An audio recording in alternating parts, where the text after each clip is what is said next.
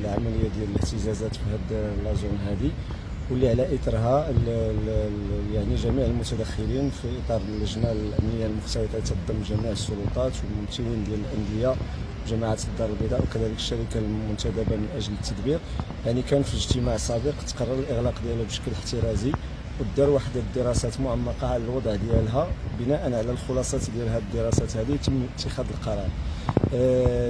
المستجد يعني اليوم هو ان اللجنه الامنيه اجتمعت يعني المختلطه بجميع المتدخلين في اطار التحضيرات الجاريه اللي هي اعتياديه كتكون قبيل كل مقابله من المقابلات اللي كيحتضنها المركب الرياضي محمد الخامس.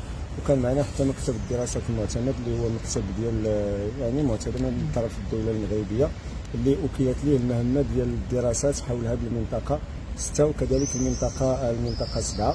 فالمنطقه 6 غادي يستمر الاغلاق ديالها، يعني لا يمكن الفتح ديالها حاليا لنفس الدواعي اللي كانت ديال الاغلاق ديالها احترازيا، لانه ما كاينش اليوم مستجد اللي كيقول ان الخطوره يعني ما كايناش على الجماهير اللي غادي يمكن انها تدخل المنطقه.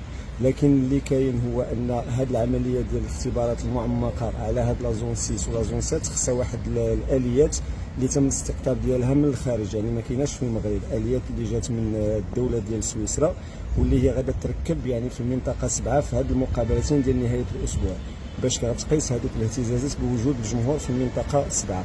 بناء على الخلاصات ديال هاد الدراسات اللي غيديرها المكتب ديال الدراسات، يعني غادي ننتقلوا للمنطقه 6 اللي غيدار فيها نفس الدراسات بوجود دوك الاليات بوجود ديال الجماهير. يعني راه غادي يدخل الجمهور المنطقه 6 من بعد هذه المقابلات ديال نهايه الاسبوع الجاري.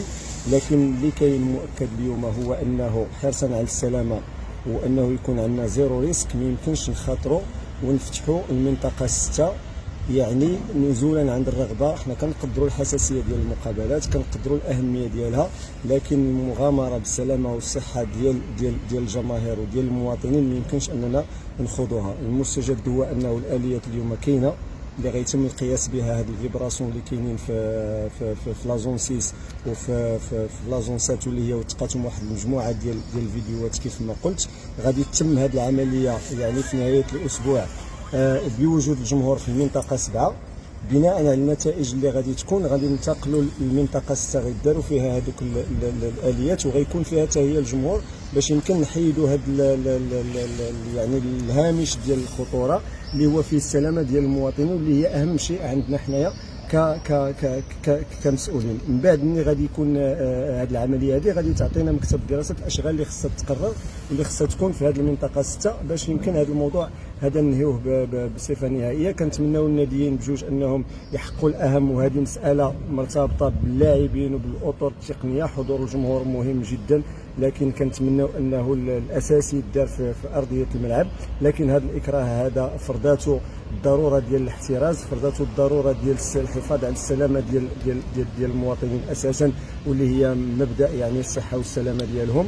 اللي كاين اكرر بانه ما كانش تاخير السبب ديالو هو ان هذه الاليات اللي غتقيس هذه لي فيبراسيون ولا هذه الاهتزازات هذو غير متوفره في المغرب. الان راها دخلات يعني من سويسرا كيف ما قلت، وغتجرى العمليه ديال لي تيست يوم الجمعه ويوم السبت في المنطقه 7 بوجود الجمهور، وغتنتقل فيما بعد الى المنطقه 6 بوجود الجمهور باش يمكن بناء على الخلاصات ديالها غادي ان شاء الله الرحمن الرحيم نباشروا الاشغال المقرره، وغادي يرجع يعني المركب الى استقبال الجمهور في لا توتاليتي ديالو.